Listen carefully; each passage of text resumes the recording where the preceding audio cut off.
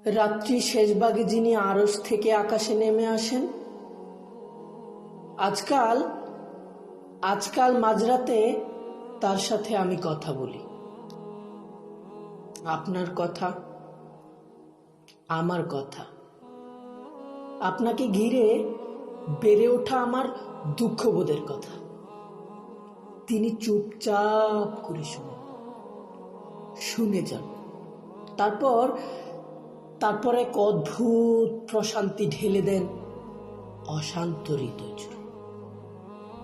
আমি বিগলিত হই, সিজদায় নত হই।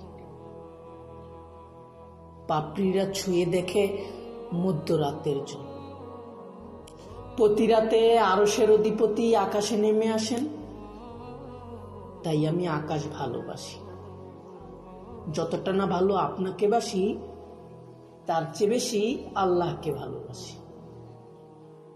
যতটা না ভালো আপনাকে বাসি, তার চেয়ে বেশি আল্লাহকে ভালোবাসি।